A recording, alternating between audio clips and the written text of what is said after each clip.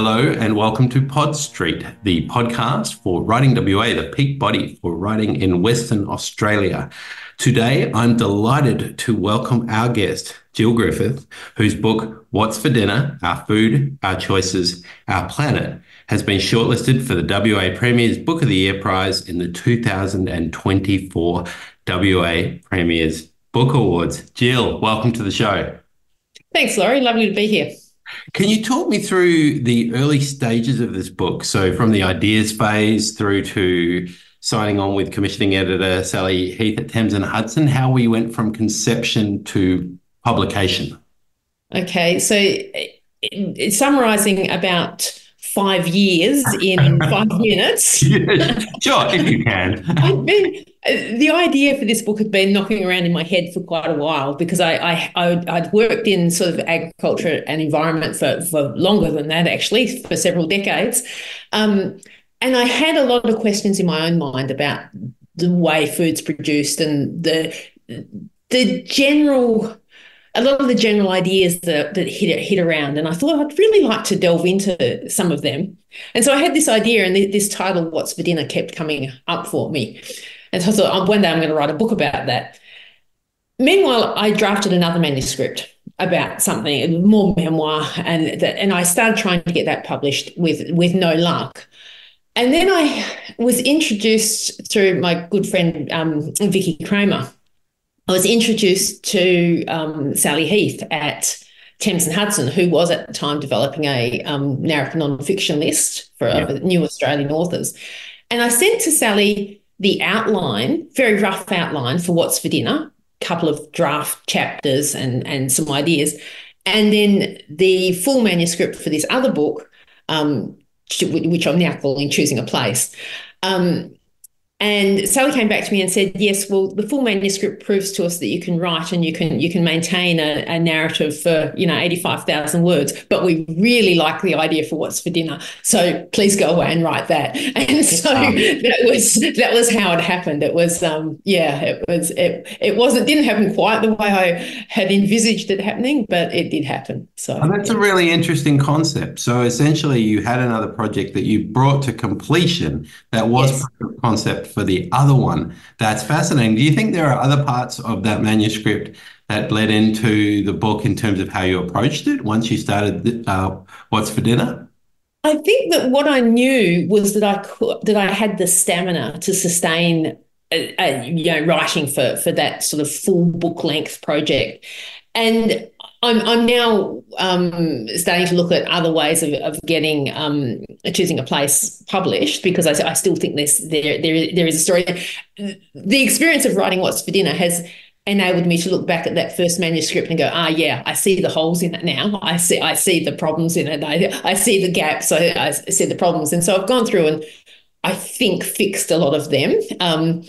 But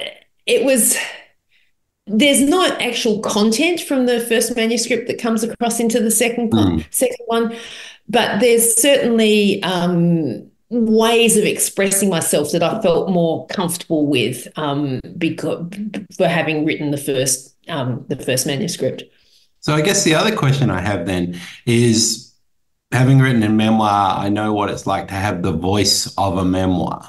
So if you're working in nonfiction, how, if at all, do you consider voice when you're writing a book about a nonfiction subject?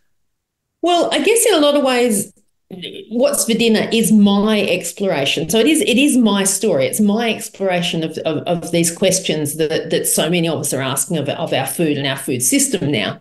And so it's my exploration of that. So I've unashamedly used my own experience and a lot of, I have this thing. It was a thing I was taught in journalism that nonfiction, narrative nonfiction of any sort, of any length, is a combination of facts, quotes, and anecdotes. Yes, I like and it. So a lot of the anecdotes draw very strongly on my sort of childhood around farms and my later experience around farms, and I've been quite I guess comfortable in using that sort of experience. I think it makes it some of the heavier science that I go into in the book could be quite dry if it wasn't lightened by some of the lighter moments No, of I think you're right. There's an accessibility there, given your experience coming through.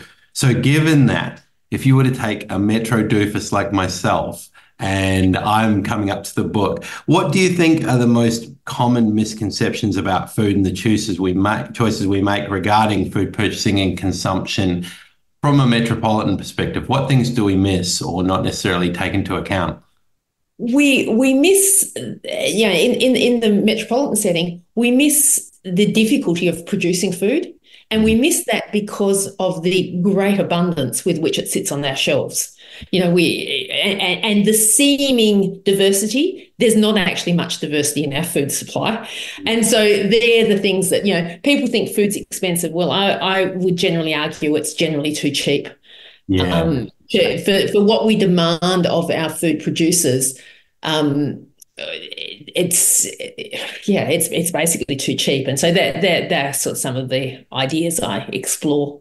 And am I right also that there's sort of a strangulation of where we can get food within the city system in terms of outlets that control so much of that purchasing power? So I guess we could look at a farmer's market within the city, but if we're to go to a supermarket, then we've kind of lost the battle already, or not necessarily?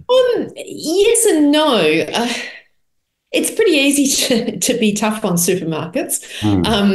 but most of us do buy most of our food from them. So we sort of, and it's the same with farmers. It's pretty easy for city-based people to beat up on farmers a fair bit, and yet we rely on them. So we have these very vexed relationships with our food suppliers of all sorts.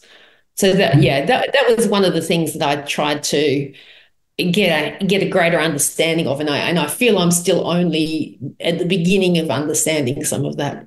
And if we were talking about farming, do you think, like, does each industry within the different types of farming face industry-specific problems, or is there a general sort of issue within farming as an idea in the modern culture, or is it sort of a combination of both? I think there's both, and certainly it's certainly a combination of both. There's the general idea that people who don't produce food have very little idea about what it takes to produce food.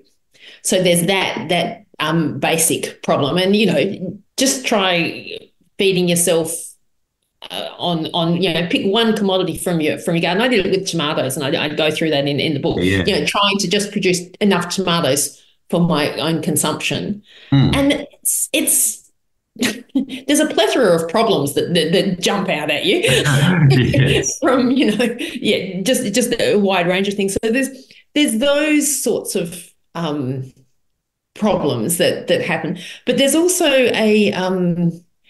there's a squeeze between the costs of production and being price takers. A lot of farmers are price takers, so they don't dictate what the price they get for their Yeah. product.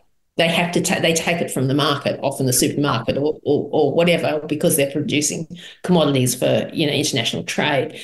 And so there's a problem there that if you're a price taker, the only way you can increase your income is to produce more or to cut your costs of production. And that Mm. is a problem across agricultural industries across the board, that sort of profit squeeze, if you can put it that way. That's not unique to any one industry within agriculture. Yeah. It's more prevalent in some than others. Yep.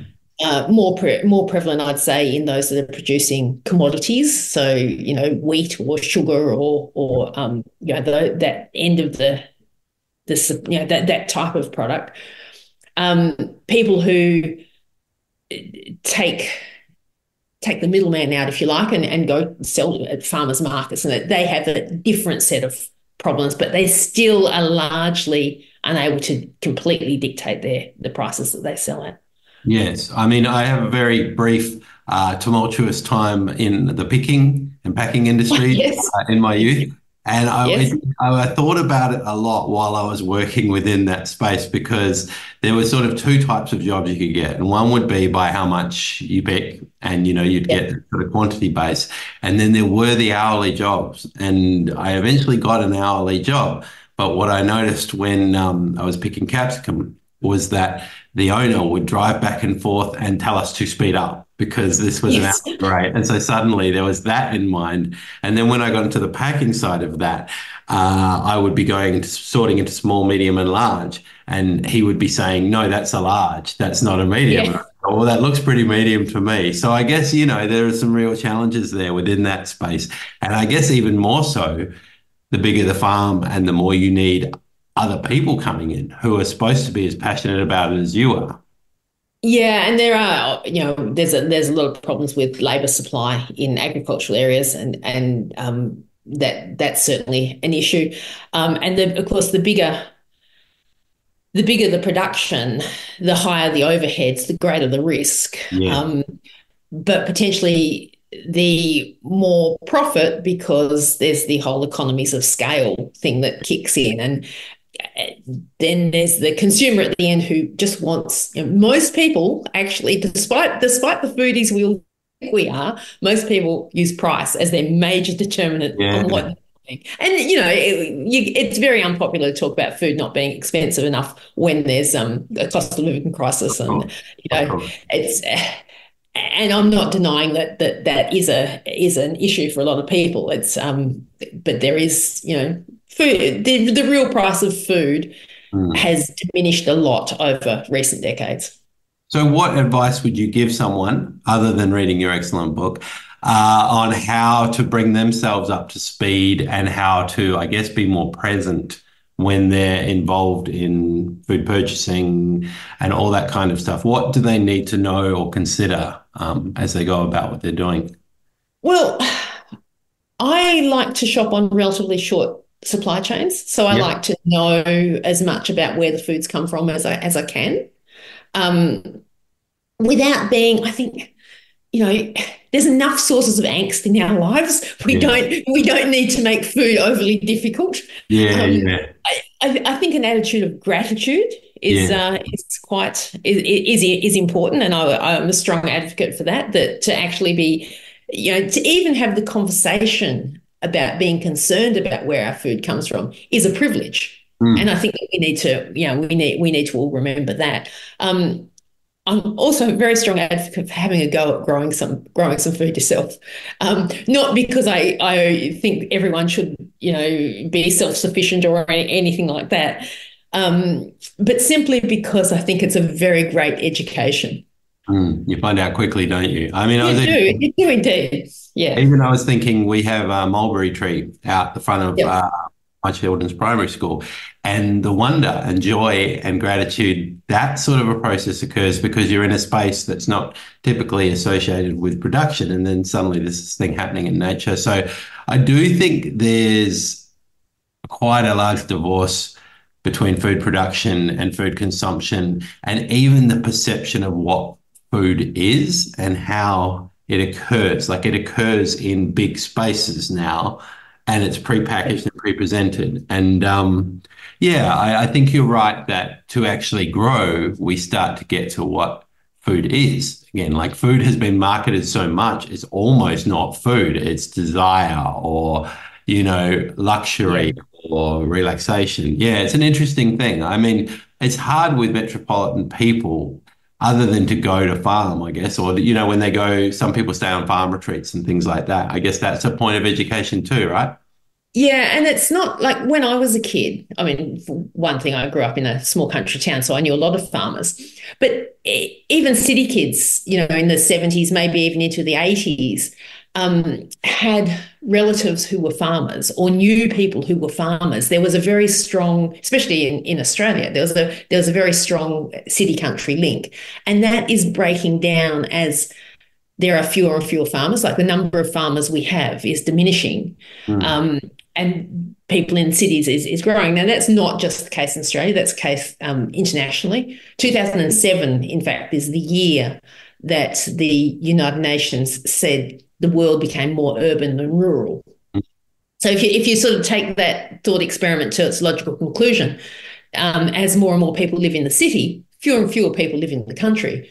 sure. And most food production happens in the country. The Yeah. actual growing of the food happens mostly in the country. And so there's fewer people growing food for more people, and the more people are less connected with it and less knowledgeable about what's going on. So that I think that's a real disjuncture that we somehow have to, getting out and talking to farmers. And there's a lot of farmers who, do open their gates for time to time, and or follow them on social media. Lots of farmers have really great social media accounts where they actually post the realities of their lives. So I think that No. getting a little bit connected is a good idea. And so, what about something like so the supply chain and sort of freight and things like that? As we sort of enter into a discussion on resources and things like that, does that need to be taken into account for any sort of revolution of transport or anything like that in terms of resources and things like that? That's a really complex area. Yeah. There's a lot of what they call life cycle analysis that's gone into some of those things. And one study I looked at the supply of fresh tomatoes into one market in Sydney. Yeah, yeah.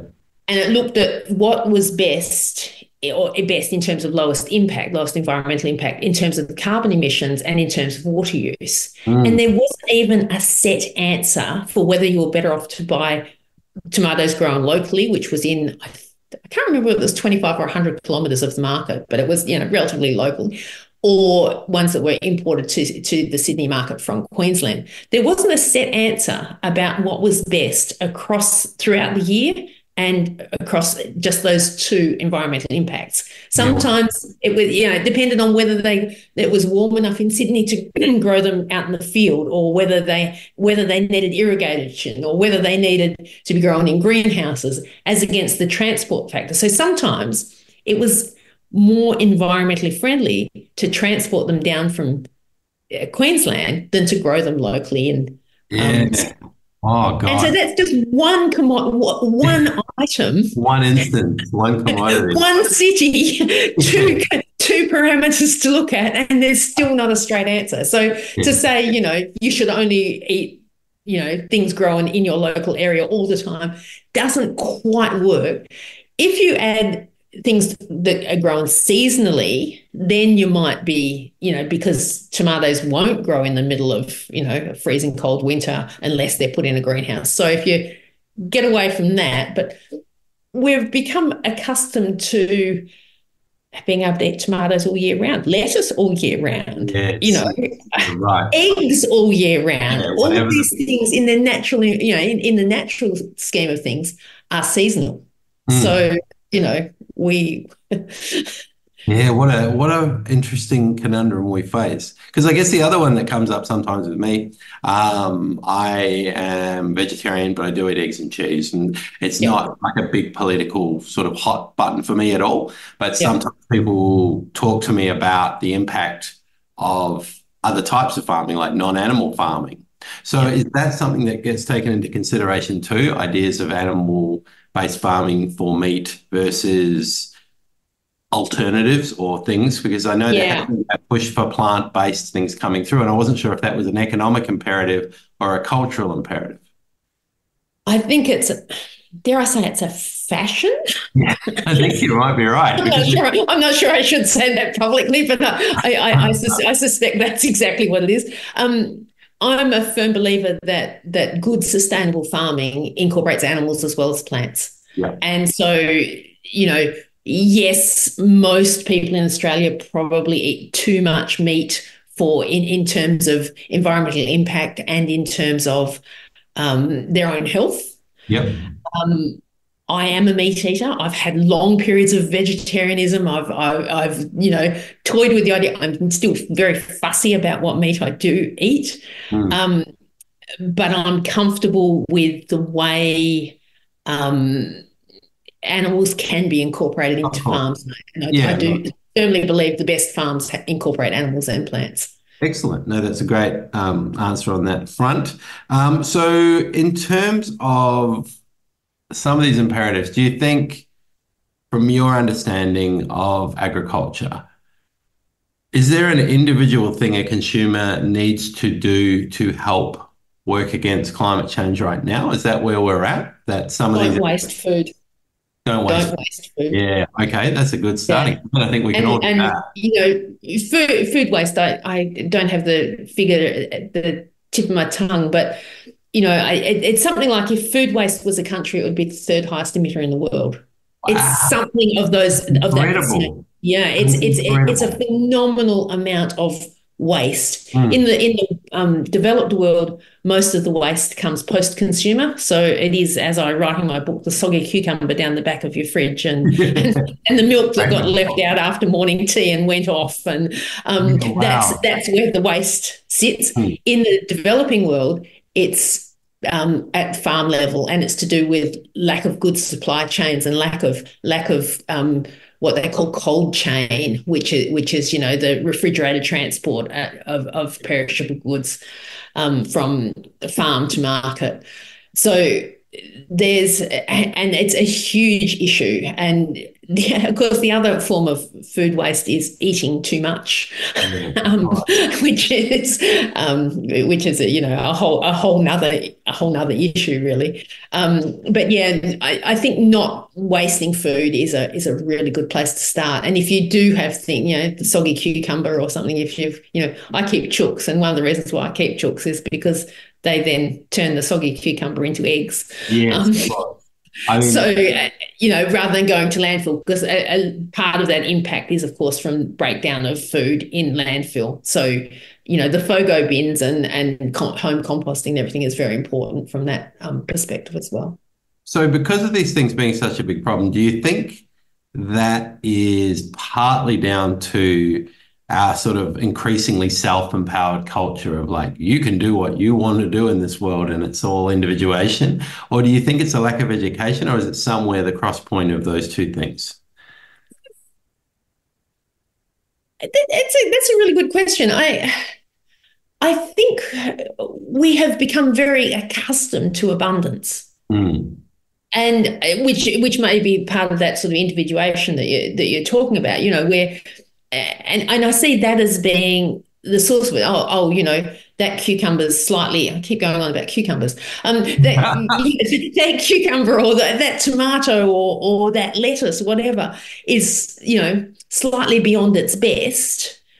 We won't use that one. We can go and buy another one. There's plenty more. Yeah. We don't have that sort of scarcity mentality that perhaps the generation before in the post-war, post-World War II generation in Australia certainly had, and generations before. Food was a scarce commodity. It's now abundant for the majority of people in the majority of situations. There Mm. are still, almost 1 billion people in the world that don't get enough to eat, and that's a And that, whole nother issue. and I guess that's become old information, which is always the danger in an increasingly news heavy environment. I can distinctly recall my parents saying to me, "Don't waste that. There are kids starving in Africa," and that was Yeah, their. when there are still kids And there starving in still Africa. are. That's right. It's not a dominant news conversation in the way it Yeah. was. Oh, that's interesting. Well, I guess there are a lot of things we've talked about here today. So, if someone took away one thing from your book and adapted to that or employed that within their own life, what would you hope it would be? Or what were the things when you were writing the book, you're like, I hope somebody does the following? Um, I never set out to be an activist or even an advocate in my book. I just had questions I wanted to answer. I think when I look now at the complete book and what I did end up saying, I think I do come across as a bit of an advocate for farmers in terms of, you know, being thankful that they feed us. Because even if we, grow a fair bit of food ourselves, we still rely on farms and farmers. And so I suppose a sense of gratitude for the situation that we find ourselves in the early 21st century in Australia with, a good food supply, a good solid food supply. I'm not saying it's perfect, and I'm not saying that everyone does everything right all the time, but that we have, ongoing and unhindered access to a wide variety of food. I think that's a point to be grateful for, and I suppose that's probably the biggest takeaway I think from my book is that sense of gratitude and the reasons why we should be grateful for that, but also that the sheer privilege of being in that position I think is a key, but also Wonderful. that there are things that need to change, and there are yeah. There Oh my are. gosh. Yes. It's Well, not it's Jill, not faultless. Jill, I'm very grateful for your time today. It's wonderful to talk with you and learn more about your book, What's for Dinner. Anyone, if they want to find out more about you, I'm guessing you have a website they could head to? I do have a website, just www.jillgriffiths.com. No AU on the end, just .com. Wonderful. Exactly what's on the And tin. Jill with a J and Griffiths with an S on the end. No worries at all. Well, look, thank you so much for your time today, Jill. It's been wonderful talking with you and have a great day. Thanks, Laura. You too.